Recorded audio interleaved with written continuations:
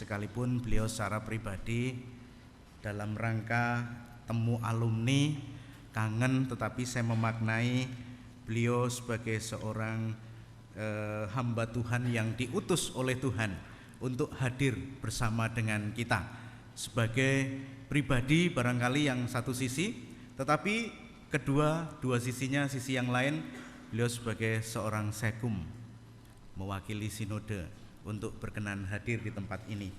Bapak Ibu, ada makna dalam kehadirannya untuk Bapak Ibu? Kalau untuk saya ada. Saya semakin agak sedikit kuat, pede, itu maknanya. Nah, tema kita Bapak Ibu akan berbicara tentang kehadiran yang bermakna. Apakah kehadiran Yesus bagi Maria? Apakah kehadiran Yesus bagi Marta? Atau kehadiran Tuhan bagi Abraham? Atau kehadiran malaikat itu untuk Abraham dan untuk Sarah? Apa maknanya?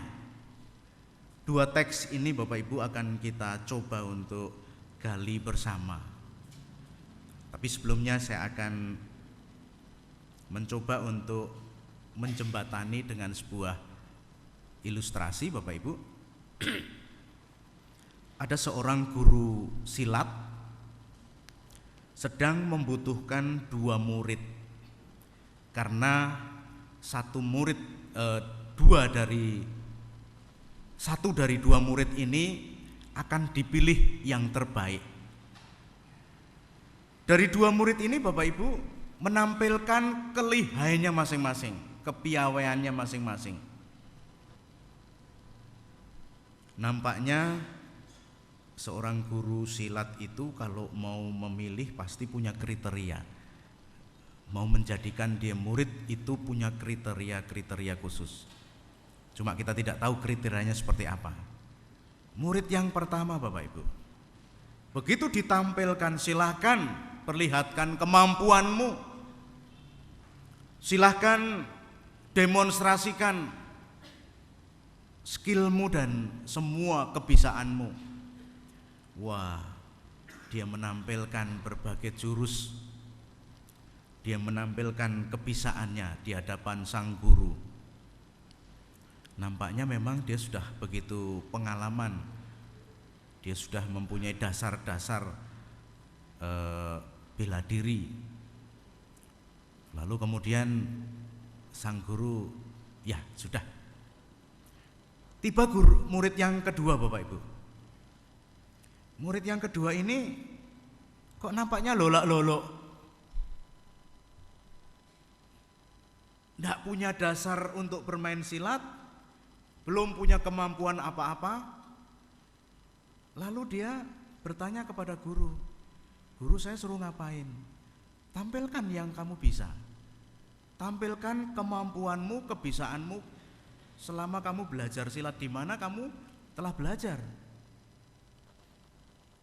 Dia bingung, dia nengok kanan kiri karena dia sudah melihat penampilan sang pemain yang tadi sudah dipersilahkan. Dia pun agak minder. Lalu dia berkata kepada gurunya, guru yang mau menyeleksi tadi, "Guru, saya memang belum punya kemampuan apa-apa guru, tapi saya mau melihat, saya mau ikuti apa yang guru mau." Dia lalu bersimpuh dan memeluk kaki sang guru itu. "Guru, saya belum punya kemampuan apa-apa, tapi saya mau belajar." Nah Bapak Ibu, sang guru kemudian menentukan, setelah dipertimbangkan dengan teman-teman seperguruan yang lain, sang guru mengatakan, "Aku tidak membutuhkan seorang murid yang sudah pandai. Karena kalau aku memilih murid yang sudah pandai, barangkali aku tidak bisa memasukkan, tidak bisa membentuk dia, tidak bisa mengajarkan kepada dia apa yang mau memang saya ajarkan. Apalagi saya mau mentransfer ilmu saya dan semua kebisaan kemampuan saya." Lalu teman-teman seperguruan mengatakan, siapa guru yang guru pilih? Yang pertama apa yang kedua? Kita butuh orang yang tangguh. Kita butuh juga orang yang piawai, yang pintar. Kenapa tidak yang pertama tadi? Barangkali kalau yang pertama kita akan rekrut, mungkin perguruan kita ini akan diwarnai karakter dari orang itu yang memang sudah punya ilmu bela diri yang luar biasa. Lalu guru menetapkan, kita ambil yang belum bisa, tetapi mau mendengar. Bapak Ibu yang dikasihi oleh Tuhan, kehadiran Yesus, kehadiran Tuhan di rumah Maria setelah letih lesu mengalami melalui perjalanan yang panjang. Yesus menjumpai Marta dan Maria, keduanya mempunyai reaksi yang berbeda, Bapak Ibu. Maria lebih senang dia duduk tenang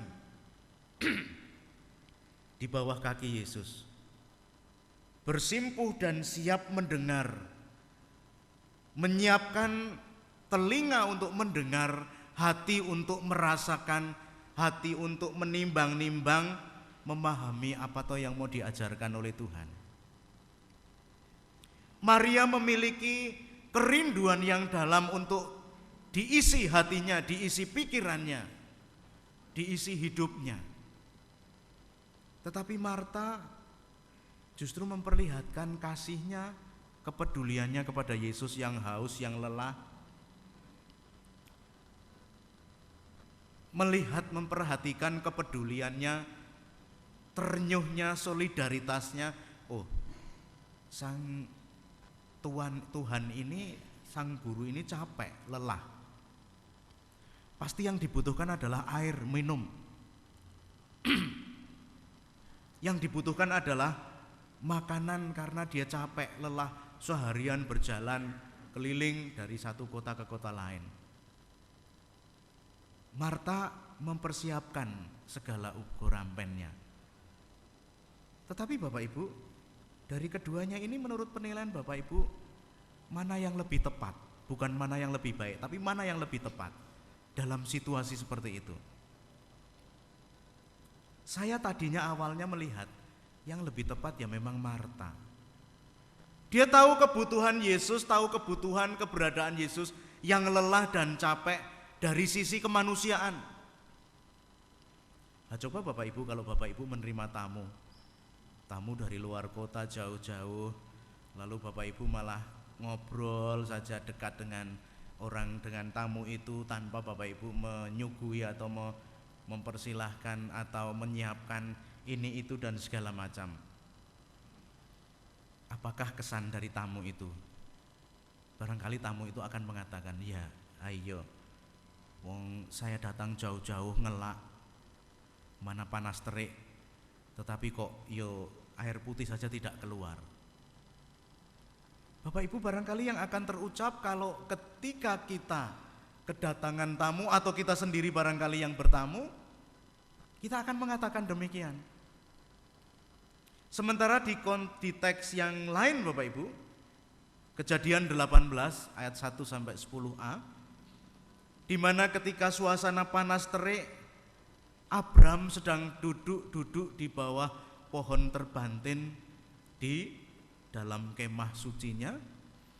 Lalu tiba-tiba ketika dia sedang merenung, sedang duduk santai karena siang hari dan panas tentunya, barangkali sedang merenungkan kehidupannya, tiba-tiba ketika dia angkat muka, di hadapan dia ada 3 orang muncul. Dan spontan yang dilakukan oleh Abraham, dia mempersilahkan, mari Tuhan masuk, saya akan mengambil air dan basuhlah kakimu, masuklah sebentar dan biarlah aku siapkan makanan supaya Tuhan menjadi segar kembali. Abraham tahu karena 3 orang ini barangkali sedang mengadakan perjalanan. Kemudian Abraham bukan menggerakkan diri sendiri, tetapi dia menggerakkan bujangnya, dia lari ke kandang lembu, dia mencari anak lembu yang masih muda tetapi juga yang layak, yang dagingnya enak bisa disajikan untuk tamu agungnya yang bertiga itu. Lalu kemudian tamu ini masuk ke dalam dan Abraham menyiapkan air untuk membasuh kakinya. Lalu kemudian dipersilahkan masuk dan mempersiapkan makan sebagai jamuan karena tamu agung. Dia spontan Bapak Ibu, dia bergerak cepat. Begitu dia melihat kehadiran sang tamu ini, barangkali tanda tanya siapa sebenarnya tamu ini. Tetapi dia cepat bertindak karena dia tahu siapa di antara ketiga ini yang datang. Setelah mereka masuk, lalu mereka bertanya, mana Sarah? Sarah ternyata ada di dalam kemah pertemuan dekat pintu. Bapak Ibu, Abraham menyambut dengan penuh sukacita karena rumahnya kedatangan tamu agung. Abraham pun tidak sekedar menyambut, mempersilahkan dengan keramah tamahannya, tetapi Abraham juga tahu kebutuhan tamu ini apa yang harus dibutuhkan, menyiapkan air untuk membasuh kaki yang barangkali perjalanannya kaki itu penuh debu, lalu juga haus dan harus dijamu dengan luar biasa dan istimewa. Lembu yang dipersiapkan Bapak Ibu, anak lembu menggambarkan bahwa Abraham ini punya rasa hormat terhadap tamu yang datang. Kalau Abraham punya rasa hormat terhadap tamu yang datang, berarti Abraham tahu siapa yang datang. Yang ternyata malaikat Tuhan, yang ternyata utusan Tuhan, yang ternyata mau memberitakan sesuatu, dan pasti kedatangannya, pasti kehadirannya akan bermakna bagi Abraham. Tetapi Bapak Ibu, apakah karena kedatangannya yang punya arti yang berharga itu kemudian Abraham lalu siap-siap dengan berbagai macam kesiapannya? Tentu rasanya kok tidak Bapak Ibu. Abraham spontan tergerak, hatinya juga tergerak secara fisik. Dia bergerak, dia menggerakkan orang-orang yang ada di dalam rumah itu. Dia mempengaruhi orang-orang yang ada di rumah, siapkan. Ini lembu ini diolah, tolong. Diolah, dimasak. Lalu hidangkan untuk tamu agung kita ini. Dari sikap ini Bapak Ibu yang dikasihi oleh Tuhan, Abraham bukan hanya mengenal ketiga orang ini yang adalah malaikat Tuhan, tetapi ada rasa, ada gerakan di dalam hati, ada respon bahwa ini Tuhan yang datang, Allah yang mengunjungi saya, pasti ada maksud mau menyampaikan sesuatu yang berguna. Maka dari itu setelah Abraham sibuk mempersiapkan, tamu ini mengatakan, mana Sarah? Lalu dalam pembicaraannya, kalau Bapak Ibu kita bisa berkenan untuk meneliti kembali, untuk membaca kembali Kejadian 18 ayat 1 sampai 10a itu Bapak Ibu, bagaimana dalam pembicaraan itu ternyata didengar oleh Sarah bahwa setahun lagi aku akan datang dan setahun lagi kamu akan mempunyai anak, Sarah akan mengandung. Itu artinya tamu itu mau menyampaikan kabar baik, kabar yang memang sudah lama dinanti, kabar yang memang sudah lama dilupakan oleh Abraham, karena Abraham ternyata usianya sudah lanjut dan Sarah sudah mati haid. Itu tandanya secara manusia, secara kemanusiaan tidak lagi mungkin Sarah untuk bisa mengandung. Tetapi Tuhan memberitakan ini, Tuhan menyampaikan ini sebagai kabar baik. Tetapi Bapak Ibu, Abraham mungkin tidak terlalu merespon, tidak terlalu menampakkan.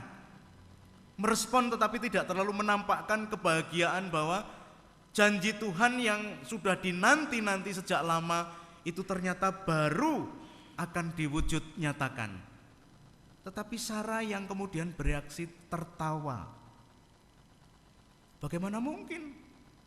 Saya sudah mati haid, tuanku sudah tua. Bagaimana mungkin? Bagaimana mungkin? Apakah mungkin?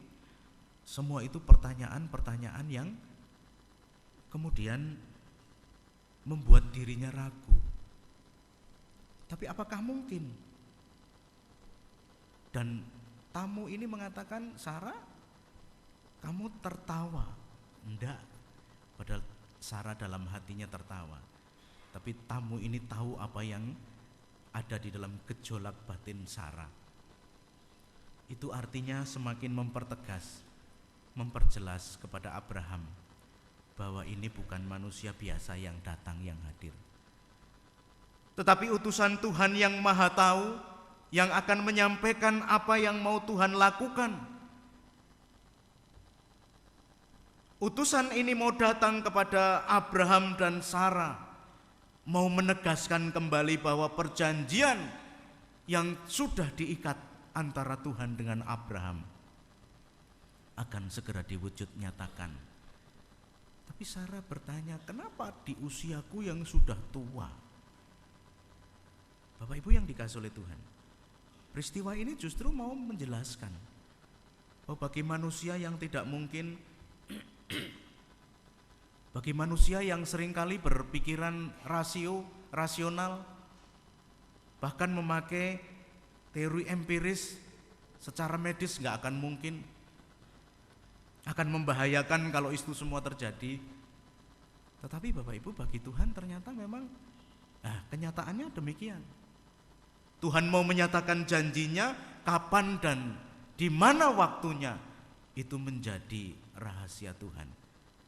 Itu menjadi keputusan Tuhan yang barangkali menurut manusia kok tidak tepat ya, di usiaku yang sudah tua, rentan dengan persoalan. Maka dari itu Sarah tertawa. Tetapi bagi Tuhan, kapanpun, dimanapun, kalau Tuhan menghendaki terjadi ya bisa terjadi. Bapak Ibu, dari kisah ini, dari dua kisah ini kita mau belajar. Baik dari Sarah, kita perbandingkan dengan Abraham. Sarah yang tertawa, yang mencibir dengan antara yakin, antara iya, karena yang datang adalah Tuhan, yang menyampaikan kabar ini Tuhan, tetapi antara keyakinan diri yang memang biasa sebagai satu manusia, sebagai seorang manusia biasa, penuh keraguan, masih tanda tanya. Tetapi Abraham yang sibuk bergerak cepat ketika tamu agung ini datang, seluruh jiwa raga, pemikiran digerakkan, tamu yang datang. Kemudian mengupayakan, mengekspresikan pelayanan dan layanannya dengan sekuat tenaga, dengan sepenuh hatinya. Sementara Bapak Ibu, teks yang ada dalam perjanjian baru, Yesus yang datang disambut oleh Maria yang duduk bersimpuh dekat kaki Yesus. Sementara Marta sibuk ria dengan aktivitas fisiknya, menyediakan ini, mempersiapkan ini. Barangkali Bapak Ibu, menurut saya baik semua. Sarah yang mendengarkan di balik pintu itu juga baik menurut saya. Abraham yang melakukan aktivitas secara fisik menurut saya juga tidak salah, baik, karena memang situasinya tepat. Namun bagi Tuhan ada yang terbaik. Bagi Tuhan ada yang terbaik, yang mungkin ini bisa diteruskan, dilanjutkan sebagai orang percaya, sebagai umat Tuhan.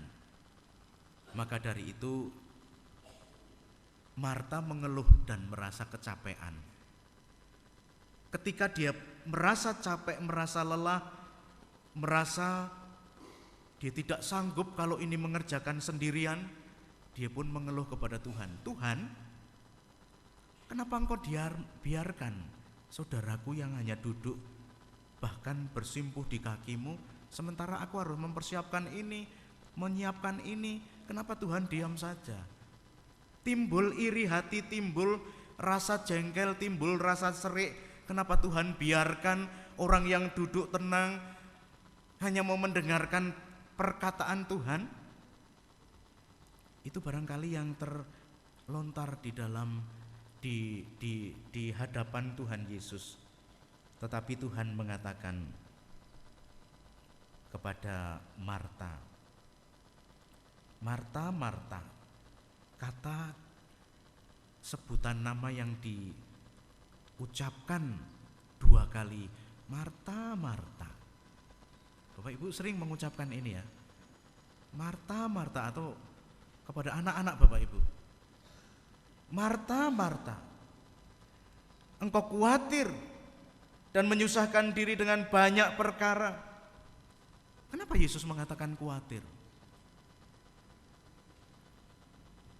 Marta yang lelah, Marta yang sibuk, Marta yang gak sanggup, kenapa harus khawatir di hadapan Tuhan? Kenapa justru menyibukkan dan kenapa cemburu, kenapa iri dengan Maria? Maria yang benar, Maria yang sudah tepat, Maria yang sudah mengambil bagiannya dan menurut Yesus. Tetapi hanya satu saja yang perlu, Maria telah memilih bagian yang terbaik yang tidak akan diambil daripadanya. Menurut pemahaman saya Bapak Ibu, Yesus tidak menyalahkan satu dengan yang lain, tetapi Yesus mau mengatakan ada yang terbaik di antara semua yang baik. Ada yang excellent di antara yang the best. Ada yang mengherankan di antara yang mengagumkan. Di antara yang baik, yang mendatangkan kebaikan, tetapi ada yang sangat baik, yang terbaik. Dan ini dilakukan oleh Maria. Itu artinya Yesus memandang sikap Maria yang membawa, memakai, bahkan menyiapkan diri untuk mendengar, menyambut Yesus dengan bersimpuh di bawah kaki. Ini adalah sikap kerendahan hati yang luar biasa. Bukan hanya kerendahan hati, tetapi kesediaan untuk mendengar, kesediaan untuk diisi hatinya, kesediaan untuk dibangun jiwanya, kesediaan untuk diajari, siap untuk diajar oleh Tuhan, siap dinasehati. Ini adalah kesediaan seseorang ketika seseorang datang itu merasa bahwa orang ini sangat bermakna, berarti. Maria telah menentukan bahwa Yesus ini berarti di dalam hidupnya. Apakah Marta menganggap tidak perlu? Perlu. Justru ingin menghormati melebihi dari Maria. Justru Marta menganggap bahwa ini yang Yesus perlukan. Dia capek, dia lelah. Ini juga mengasihi. Dia ingin memperlihatkan kasihnya, kepeduliannya kepada orang yang lelah, orang yang dihormatinya. Tetapi Bapak Ibu, bagi Marta kapan mendengarnya? Kan Yesus juga ingin menyampaikan pesan-pesan yang berguna, menyampaikan pengajaran yang berguna, yang penting. Kalau sibuk terus ke belakang, ke dapur, ke sana kemari, lalu kapan saat mendengar? Mendengar adalah satu aktivitas yang memang tidak mudah Bapak Ibu. Bapak Ibu mendengarkan radio sambil bekerja, mendengar. Tapi belum tentu bisa menyimak apa semua yang ada disiarkan di radio itu. Atau sebaliknya Bapak Ibu, ketika anak Bapak Ibu mengeluh, nangis, berkeluh kesah, menyampaikan kenapa kok menangis, Barangkali Bapak Ibu sudah diam. Apa maumu apa? Belikan motor. Hanya itu saja. Tapi Bapak Ibu tidak mendengar kenapa kok anak itu minta dibelikan motor. Barangkali jarak tempuh sekolah jauh, angkot sudah mahal, teman-teman sudah pada punya sepeda motor. Jadi aktivitas mendengar Bapak Ibu ternyata dibutuhkan untuk mendengar. Coba kita lihat Bapak Ibu. Bapak Ibu melihat sosok saya. Bapak Ibu tahu apa yang saya gumulkan, yang saya mau? Kok tiba-tiba Bapak Ibu terus, Pak, nanti makan ya di sana begitu. Belum tentu itu yang saya butuhkan. Tapi kalau Bapak Ibu, Pak, apa sih yang digumulkan Bapak di Payaman barangkali? Itu ternyata kesediaan mendengar jauh lebih penting. Kesediaan mendengar tidak banyak bisa dilakukan oleh orang. Karena kesibukan, karena pekerjaan, karena berbagai macam hal. Kita seringkali banyak meninggalkan aktivitas ini. Barangkali kita sangat praktis hidup yang semuanya serba instan. Alah wes lah, udah kasih aja. Padahal mendengar banyak, kita mendapatkan input sesuatu yang kita dapatkan dari orang itu. Mendengar. Karena mendengar itu tidak hanya menyiapkan telinga. Mendengar juga menyiapkan hati, memberi diri.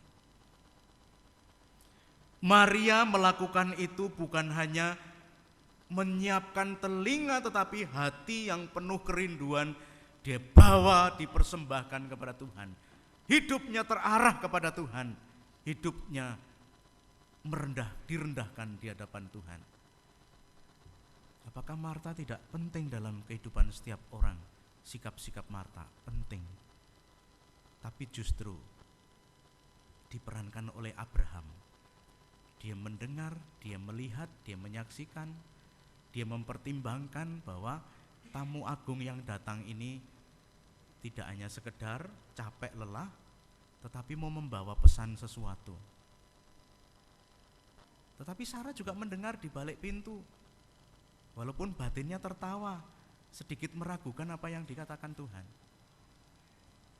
Tetapi di dalam diri Abraham ada dua aktivitas yang solid Bapak Ibu.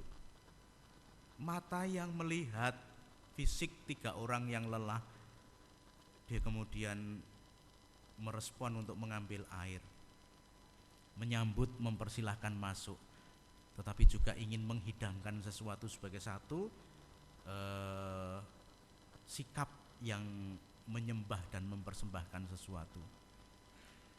Demikian juga dia menggerakkan bujangnya di sekitarnya, hayo ini diolah dan jamu mari kita hidangkan sebagai perjamuan yang menghormati tamu yang datang.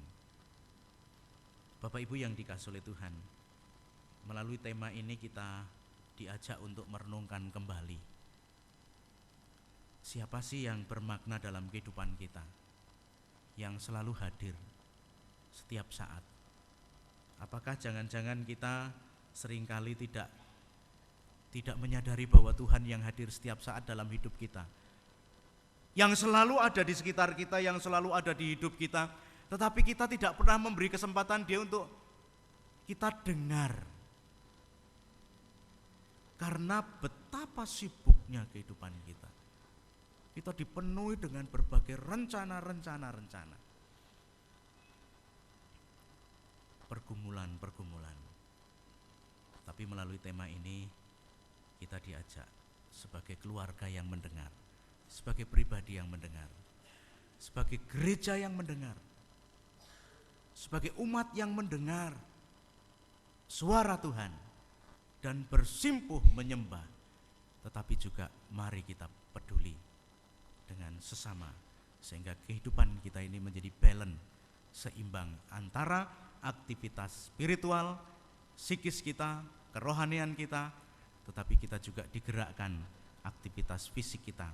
Kita juga menjadi gereja, menjadi umat Tuhan yang bergerak, menjadi umat Tuhan yang punya aktivitas melayani, yang peduli kepada sesama.